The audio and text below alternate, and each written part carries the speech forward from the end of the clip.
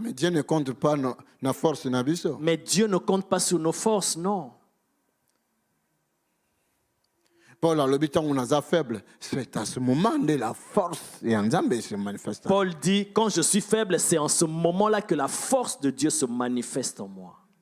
Tes faibles prières, Ma bonne delino anaka ya mike. na Gethsemane, Tes faibles prières à Gethsemane, l'huile est coulée. l'huile peut couler. Amen. Et la victoire est compensée. Et la victoire sera accordée. Nous parlons de la prière, mais la prière, ce n'est pas parler, c'est vivre les résultats. C'est vivre les résultats.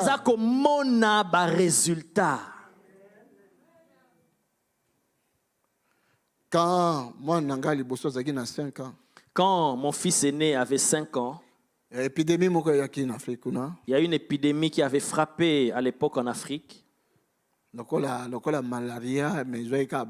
C'était comme la malaria, mais ça n'avait touché que les enfants.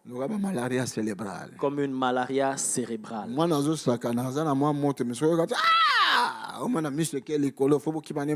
Et l'enfant jouait, et tu sens pendant qu'il jouait là, les yeux se retournent et on doit l'amener rapidement à l'hôpital. Mon fils aîné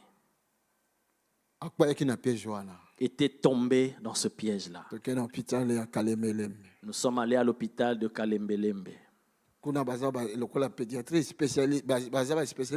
Et là-bas, c'était comme des spécialistes pour les cas des enfants.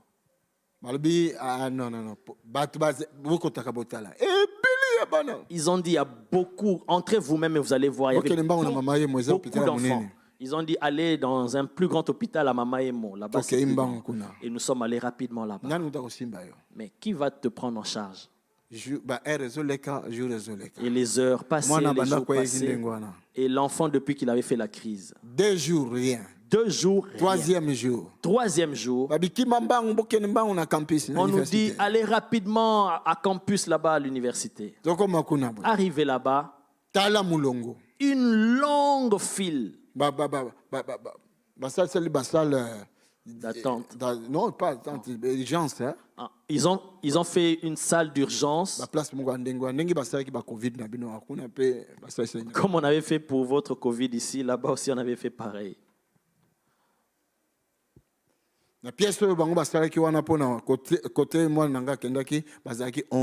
Et dans la pièce là où était mon enfant, ils étaient à 11 enfants. Là, c'était le 3e jour. L'enfant n'était pas encore rétabli. Tu pleures, mais dans ton cœur. Un enfant après l'autre, sur les 11 là, chaque 1 heure ou 2 heures. Chaque 1 heure ou chaque 2 heures. Un enfant, parfois même dans la même heure, 2 enfants partent en même temps. Vers minuit, 23 heures comme ça. Arrivé vers 23 heures comme ça. Moi, le 10e enfant. Le 10e enfant meurt en une même journée. Et maintenant, il restait le seul. Et maintenant, le seul là. C'est qui? Donc, c'est mon fils.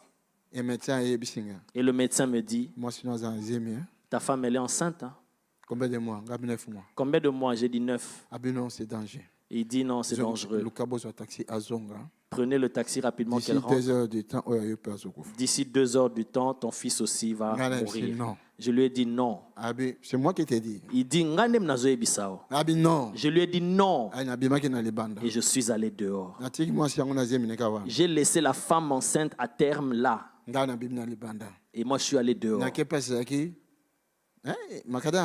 Et je suis allé dehors vraiment sur le macadam.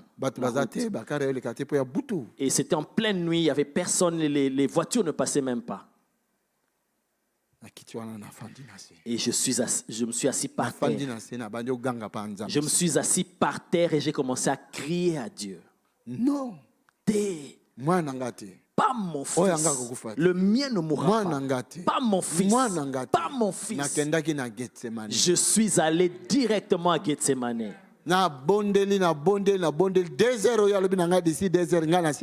J'ai prié durant les 2 heures qu'il m'avait donné. Moi, j'ai passé les 2 heures dans la prière. Après, je suis rentré à l'intérieur. Quand je suis arrivé là, et mon fils commençait à bouger. Alléluia. Et le matin, l'enfant n'était pas mort. Et ce médecin-là, vers 8 heures pour qu'un autre médecin vienne le remplacer, il dit ceci. S'il dort aujourd'hui bien, demain, sors avec lui. Et tu vas continuer le traitement à la maison. Il est vivant jusqu'au jour. Alléluia. J'étais à Gethsemane. Là où j'étais allé récupérer l'âme de mon fils. C'était à Gethsemane. Et là, quand je priais, j'ai eu une vision. J'ai vu une grande terrasse. Et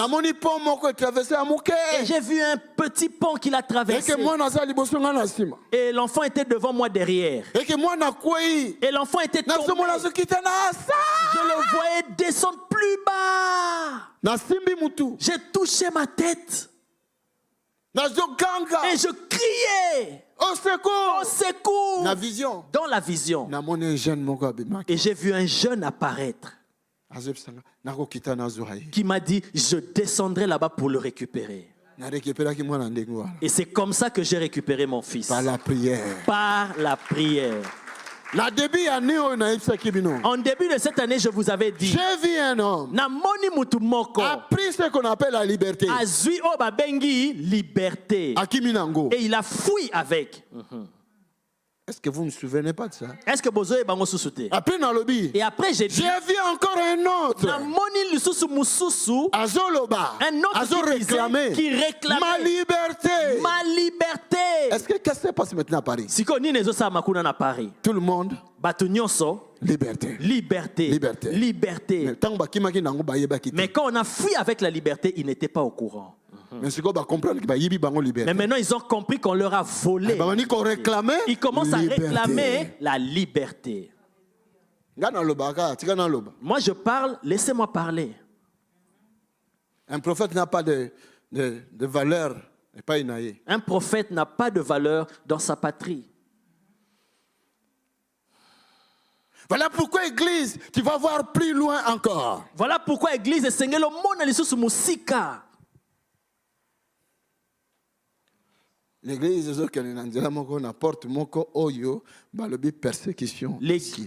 se dirige vers une porte qu'on appelle la persécution. Si nous demeurons à Gethsemane, nous allons vaincre cela. Mais si nous ne demeurons pas à Gethsemane, ce sera trop difficile. Afrique,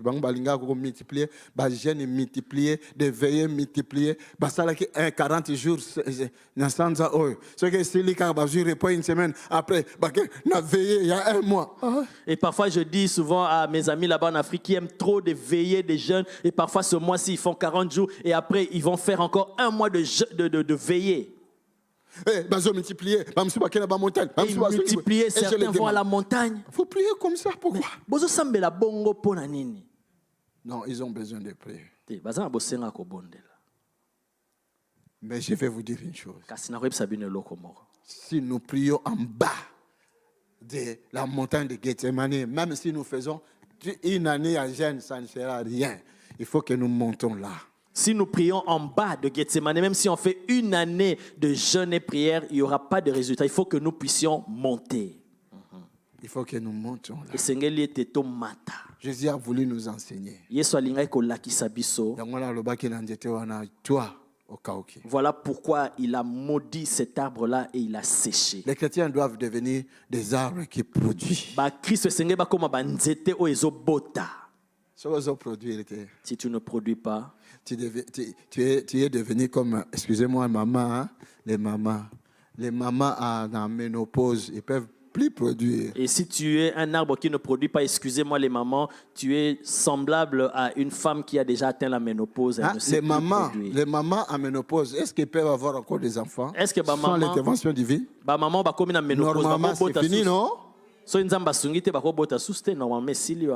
L'église, L'église, n'arrivons pas à la ménopause. Nous devions produire encore. Et sengeli to bota lisusu. Ok? Amen. Bon, entre parenthèses, parce que je vous ai blessé un peu là. Bon, entre parenthèses, c'est comme si je vous ai blessé, j'entre dans autre chose. Alléluia. Dieu est vivant. Alléluia. Il dit, si vous avez la foi en Dieu, tu peux dire à cette montagne, Longwa, ôte-toi de là. Ôte-toi de là. Longwa, ôte-toi de là. Ôte-toi de là. Va te jeter toi-même dans la mer. Et la montagne va obéir. Pengomba wana ekotosa. L'église est sur la foi. L'église n'a plus de foi. Voilà pourquoi il n'y a que des montagnes et des montagnes et des montagnes.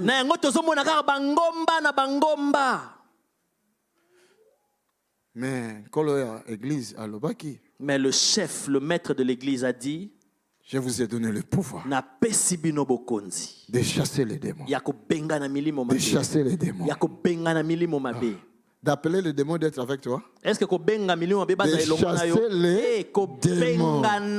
Alléluia. Dieu est vivant. De guérir les malades. De marcher sur le scorpion. Et sur le serpent. Il ajoutera encore sur toute puissance. Du malin. C'est Jésus. Ou bien il a dit la vérité, ou bien il a menti. Mais en lui, il n'y a pas de mensonge. Amen.